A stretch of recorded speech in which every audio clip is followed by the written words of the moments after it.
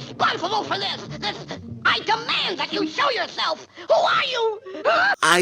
I have no words. I just don't, guys. I saw Pixels mere hours ago as of this writing, and I find myself incapable of putting what I'm feeling into words. Such is the magnitude of the disaster I've witnessed. Is this what cavemen felt like the first time they saw what to them must have looked like something literally eating the fucking sun? Is this that existential horror thing Lovecraft was talking about in between all the super uncomfortable anti-Semitic stuff? Pixels is an unmitigated piece of god-awful fucking dog shit. Its existence feels alternately like a poison or a genital infection. It is cinematic strychnine, celluloid chlamydia. I shouldn't even be here right now. This isn't my jurisdiction. I'm a film critic. Pixels isn't a movie. It's a motherfucking active crime scene. And the crime is cultural vandalism. What we're faced with here is not simply the almost certainly worst major Hollywood movie that's gonna come out this goddamn year, and easily the worst Adam Sandler movie where he's not doing a stupid fucking voice affectation, but the vomit-encrusted nadir of the unholy assembly line transmutation of Generation X nostalgia into the quote-unquote geek corporate branded marketing identity. The burning of the Library of Alexandria by way of the Hot Topic t-shirt printing press. Pixels is bad enough to make you hate the things you love, and watching it made me want to take a blowtorch to every scrap of video game memorabilia in my home, except then I'd have like 2 decent t-shirts maybe. I didn't merely hate this movie, I wanted to beat it slowly to death with a wiffle ball bat, so it'd take fucking longer. I was bored within 2 minutes, angry after 5, and by the time all 100 had run out, I was just sad and numb, which has now simmered into a fine, pure, white-hot, pants-shitting rage. This is the kind of movie that shouldn't be reviewed so much as fed through a malfunctioning industrial shredder. Cock first, as I have to assume is the custom over at Happy Madison. Ugh. Fuck everything. But anyway, the plot to this tepid cauldron of room-temperature yak piss, inspired by a charming animated short film from a few years ago whose creator I hope was well compensated at least, is that a race of aliens have misinterpreted samples of Earth's popular culture contained in a NASA probe for a declaration of war and have attacked the planet with an army of energy creatures mimicking the forms of circa 1982 arcade games included in said samples. That's not the worst mechanism for setting up what is effectively retro gamer Jumanji by way of a castrato cover of Mars Attack, assuming that's something you've decided needs to exist for some shit-awful reason. But in Sandler's typical combination of overwrought yet somehow still half-assed story structure, they can't just fucking leave things there. Instead, Pixels wants to shoehorn in a metric ton of Kevin Smith-style pop reference pandering in the form of another tired-as-hell man-child hero's journey. So the invaders opt to challenge humanity to life-sized, real-life variations on one specific classic game at a time, leading Kevin James embattled United States President, fucking really, to conscript Sandler, Josh Gad, and Peter Dinklage as a team of former competitive arcade champs to lead the battle, mostly by engaging in tacky, dated stereotypes about these loser, weirdo gaming nerds having to prove themselves against the skepticism of the army guys. Sidebar, the hell is Peter Dinklage doing in this pile of skid-marked sumo thong? I know a Lannister always pays his debts, but what the fuck does he owe anybody? Did Sandler pull him out of a tire fire or something? He doesn't have to do this shit. Hell, neither does Josh Gad. I'm pretty sure he still gets paid every time somebody buys one of those fucking Olaf dolls. Anyway, the whole Scott Pilgrim but for assholes routine with the game sequences is so overcomplicated yet poorly thought out you'd think they shot the fucking thing over a weekend, if not for how shamefully expensive it all looks. The rules, stakes, and mechanics change with no rhyme or reason. The humans play the good guy player role for the centipede scene, but then they have to be the ghosts in the Pac-Man sequence. Why? Who the fuck knows? The movie sure as hell doesn't care.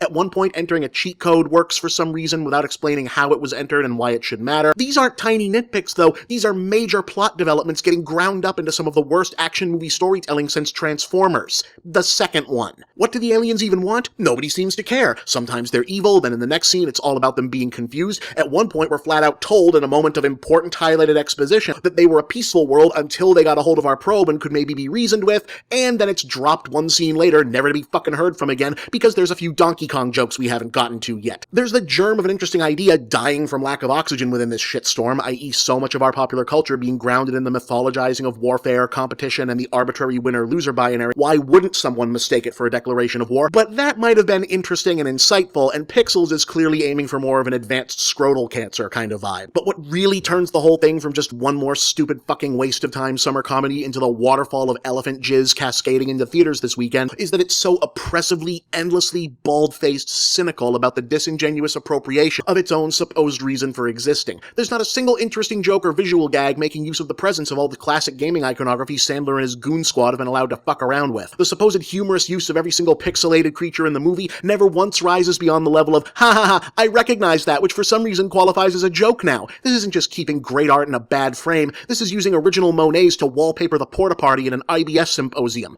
This is the kind of bad licensing-driven movie that's so fucking glib and self-satisfied with its own sleazy cash grab existence that it takes time out to make sure it also shits on the sort of more earnest, heartfelt version of the same idea someone who gave two shits might have made, as you've already seen in the trailers. Pac-Man's a bad guy? Pac-Man is not bad. I created him to bring joy to all the people of the world. They have brainwashed him.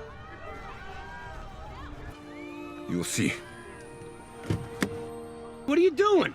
I will talk to him. He's my son. Hello. My sweet little boy.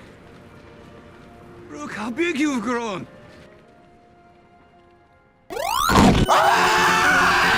Somebody annihilate this stupid thing! But it gets worse. One of the dozen fucking go-nowhere nonsensical subplots is that the aliens beam down good incarnations of random game characters as trophies when the humans win a game, which literally only exists so Qbert can become a comic relief side character midway through, except the aliens later refer to him as a traitor, which contradicts this, and oh my fucking god, did anyone proofread the shooting script for this gorilla turd? Still, Qbert briefly becomes the only decent, if pointless thing in the movie because he's cute and it's just kind of funny that he's there, but they find a way to fuck that up. See, another subplot is that Josh Gad's creepy basement nerd caricature is obsessed with a made-up female game heroine who shows up as one of the pixel monsters, but then switches side and helps him fight because reasons. And then he's sad because she vanishes with all the other aliens once the good guys win, spoiler, fuck you, because they only get to keep the trophies, which then causes Qbert to magically transform into that same heroine for some cocksmith's idea of a fucking happy ending. So Pixels ends with the only likable character and the only non-bullshit incarnation of its own premise blinking out of existence so that one of two vaguely prominent women characters in the entire cast can serve as a literal trophy. Holy fucking shit. This, above all else, is what's so irrationally infuriating about this maggot-oozing head wound of a movie. It plays at being this sentimental ode to the glory days of classic video games, but clearly doesn't have a fucking drop of sincere interest in what's made these characters and imagery so enduring or even what made the game so compelling for all these years. No matter how many classic arcade cabinets and 80s MTV needle drops Pixels trots out, it's always nakedly the work of a bunch of shit-gargling fuckwits with zero love or understanding of this stuff beyond the ability to sell tickets based on, hey, remember Pac-Man? Remember Space Invaders? Remember when this guy was in good movies?